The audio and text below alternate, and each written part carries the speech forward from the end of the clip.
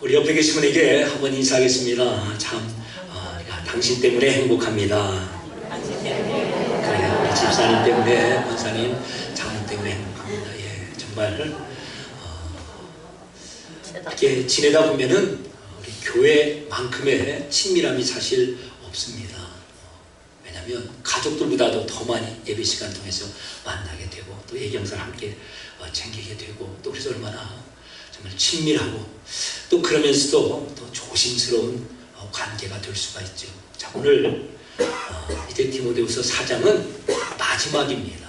그래서 이제 사도 바울이 디모데에게 정말 유언과 같이 쓰는 편지이고 이제 마지막 장면에 우리가 들어서게 됐습니다. 교회 성도의 우리 교회 믿음의 가족의 교제가 얼마나 필요한가. 또 그리고 한 사람의 마지막 순간에 나는 어떤 모습으로 기록이 되고 기억이 될 것인가 라고 하는 생각을 가지고 오늘 말씀을 상고하겠습니다. 자, 너는 어서 속히 내게로 오라 라고 합니다. 그러면서 대마는 이 세상을 사랑하여 나를 버리고 데살로니가로 가고, 그레스게는요 갈라디아로 가고, 디도는, 홍현님은 그리고 누가만 나와 있느니라. 너가 올 때 마가를 데리고 오라. 그가 나의 일에 유익하니라. 두기고는 에베소로 보내었노라. 이렇게 마지막을 정리할 때 뒤돌아보니까 참 사도 바울의 입장에서도 떠난 사람이 많아요? 남아있는 사람이 많아요? 예, 사실 이게 어떻게 보면 하나님께서 우리를 인도하시는 하나님 인도하심의 방법입니다. 십자가라는 게 그러잖아요. 내 편이 있으면 왜 십자가겠습니까? 그런데 몸도 아프고 영혼도 아픈데 내 편까지 다 떨어져 나가게 되는 것이죠. 우리 인생도 마찬가지죠. 우리 자녀들이 부모님들을 보면서 조금 더 사줬으면 좋겠네 그럴 때가 있고, 어느 시점이 되면요 그냥 빨리 가시는 게 복일 텐데 이럴 때가 있습니다. 서운하지만 이게 우리의 부모님이 가시는 길이고 우리가 가는 길이죠. 그래서 결국은 하나님 앞에 나 한 사람만 남는 그런 인생이 되지요. 물론 그럼에도 불구하고 오늘 이 성경 본문에 나오는 누구누구처럼 세상을 사랑해서 나를 버리고 어디로 갔어 그런 식으로 기억되는 인생은 되어서는 안 될 것입니다. 대마라는 사람이나 여기 나오는 이 사람들은 사실 앞전에 한 번쯤은 사도 바울의 서신에 같이 나왔던 사람들입니다. 그러니까 한때는 동역자였던 거예요. 하나님의 사역을 위해서, 예수님의 교회를 위해서 바울과 함께 팀이 되고 목숨을 걸고 그렇게 사역을 하였던 사람인데, 마지막 와서 돌아보니까 대마라는 사람은 세상을 사랑해서 바울을 버리고 데살로니가로 가고, 그레스게는 갈라디아로 가고, 디도는 달마디아로 갔더라. 무엇인가 좀 서운한 그런 느낌이 들잖아요. 우리가 살아가면서 누군가에게 이런 서운한 느낌으로 남지 않도록 참 그렇게 살아가야겠습니다. 바울이라 할지라도 왜 서운함이 없겠어요? 서운함이 없다면 이거 기록하겠습니까? 나 그냥 예수님만 보고가 그러겠죠.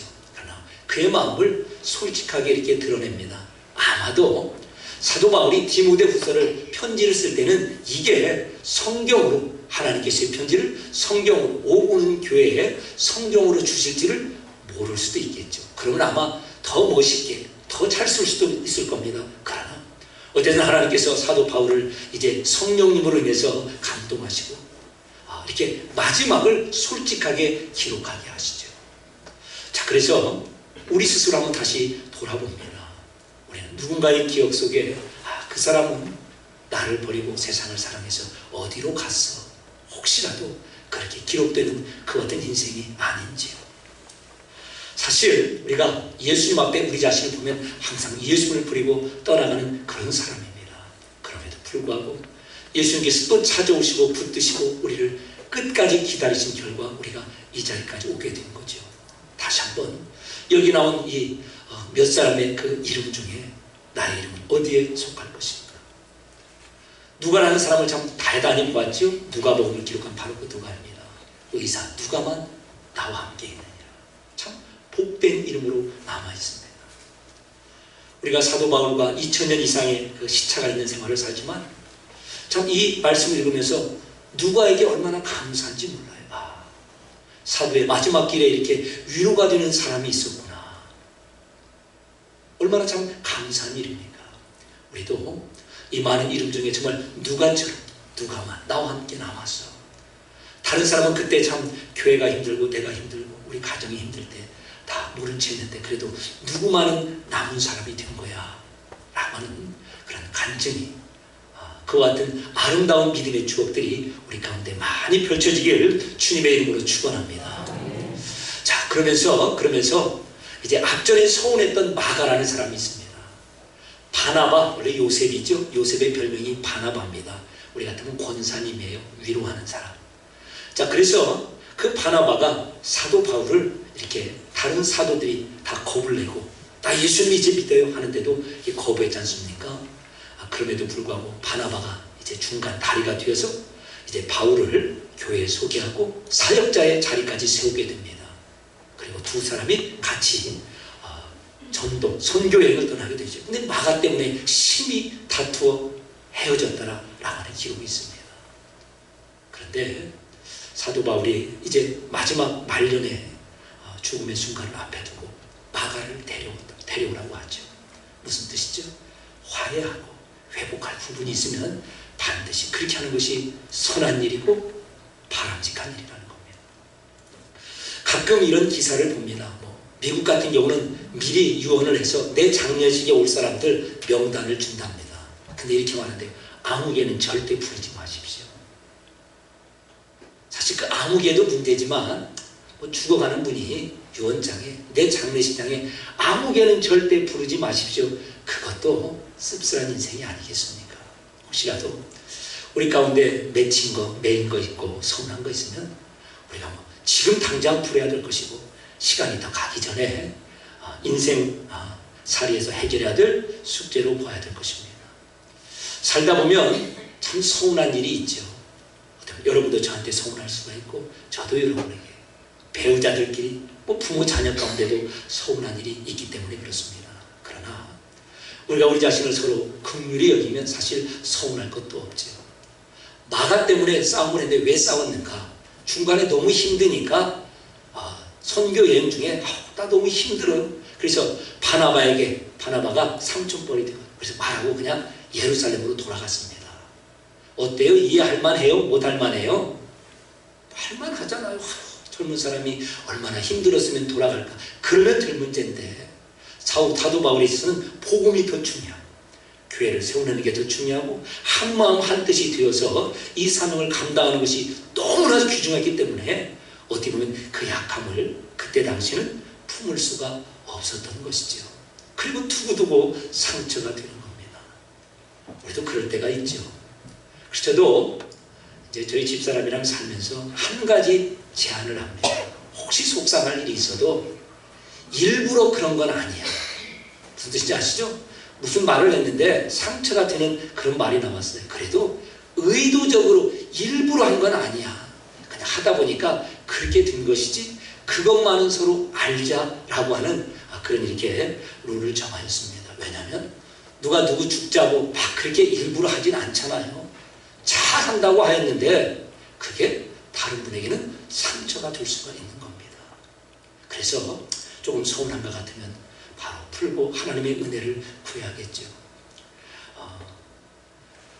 저희 그 시골에 저희 어머니 다니는 그 교회에 이제 전주에서 시골 그 교회까지 오려면 버스로는 1시간 이상, 버스를 기다리려면 2시간도 이렇게 기다려야 됩니다. 마치 우리 여기 읍내에서 저쪽 외곽으로 나가려면 그렇게 되는 것처럼. 그러니까 코로나 시기에 이렇게 버스를 타고 어렵게 오시는 분이 계셨어요. 어르신이.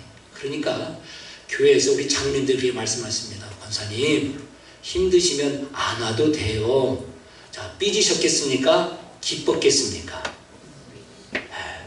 그거 생각해서 드린 말씀이에요? 아니면 그냥 자존심 상하라고 드린 말씀이에요? 생각하고 드린 말씀이에요. 그런데 자비는 목중망정 이렇게 되는 겁니다. 저희 어머니도 이제 연세가 이제 90이 넘어가니까 교회에서 그러시는 거예요. 권사님 새벽 예배는 쉬셔도 돼요. 삐졌을까요? 안 삐졌을까요? 우리가 생각하고 하는 거지만 그럴 수가 있다는 겁니다. 자, 내려주시고요. 무슨 뜻인가 하면은 저도 여러분에게 권면한다고 아내는 생각하고 하지만 그것이 그렇게 전달될 수가 있어요. 그래서 먼저는 저 사람이 나에게 감정을 가지고 하는 건 아니지.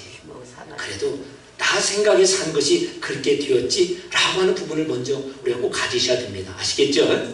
자, 그 다음에 그럼에도 불구하고 아무런 감정이 없이 생각을 한다고 했는데 상대방의 입장에서는 아니 이제 늙었다고 이렇게 무시하는 거예요. 예배도 못 오게 하는 거예요. 이런 식으로 반응이 오게끔 또 한 것도 아무리 내가 그렇게 의도를 하지 않았다 할지라도 사실은 한 번쯤은 생각을 해볼 문제가 됩니다. 그냥 예를 들면 이런 겁니다. 예를 드는 겁니다. 혹시라도 또 여러분들 오해가 없기를 바랍니다. 예를 드는 겁니다. 지금 우리가 셀별로 신방을 하지 않습니까? 그런데 주중에 하잖아요. 화요일날, 목요일날. 그러니 제 생각에도 그 주중에 시간을 내실 수 있는 분이 전 없다고 생각이 듭니다. 요즘 다 일도 하시고 바쁘시잖아요. 이제 그럼에도 불구하고 우리 가정은 이렇게 개별적으로 아니면 그래도 우리 셀이 전체라도 모여서 이렇게 예배드리기 원합니다. 어떤 최선을 저는 다한다고 생각합니다. 그런데 또 중간에 안타까운 분들이 있어요.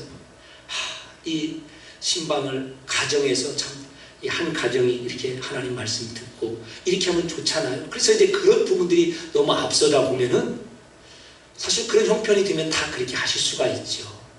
그래서 자칫 잘못하면 좋은 의도로 나는 이렇게 말씀을 드렸는데 상대방에게는 서운함과 아쉬움이 될 수가 있습니다. 또 한 가지 예를 들면 이런 겁니다. 저도 이제 어디 가다 보면 현금을 안 가지고 다니잖아요. 그러다 보니까 뭐 500원, 1000원, 2000원 이렇게 내려면은 당황스러울 때가 있어요. 아마 우리 가족분들도 셀 예배 드리실 때 헌금하실 때 혹시라도 저는 그럴 수 있다고 봅니다. 막 장부에 적고 가져왔냐 안 가져왔냐 그러시면 되겠어요 안 되겠어요? 뭐 나쁜 일은 아니고 당연히 그렇게 하들 일이지만 사실은 우리가 그쪽을 생각한다면 이 부분도 사실 상대방의 입장에서 보면 참 힘들겠구나 라고 하는 부분이 있을 수가 있습니다. 예전에 있었던 교회에서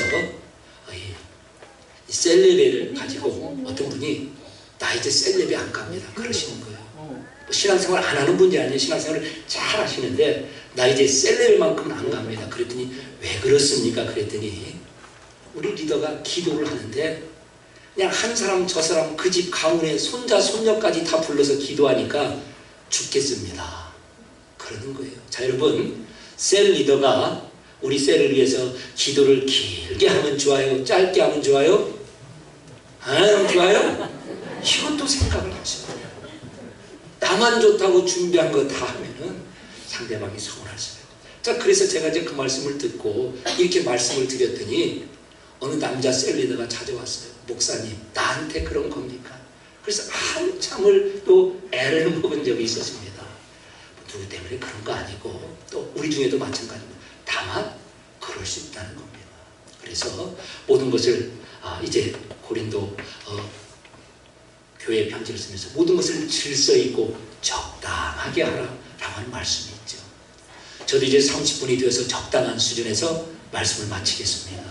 우리 인생에 누군가의 기억 속에 그 사람은 세상을 사랑하고 나를 떠났지 아니면 그 누군가는 나에게 남아있었어 라고 하는 그와 같은 기록으로 또 그와 같은 이제 아름다운 믿음의 추억으로 남게 될 것입니다. 그리고 혹시라도 서운한 감정 이건 맞고 틀리는 게 아니라 그럼에도 불구하고 누군가 서운하고 맺힌 게 있다면 시간이 더 가기 전에 주님 은혜 가운데 잘 회복하고 화목하시길 주님의 이름으로 축원합니다. 은혜로우신 아버지 하나님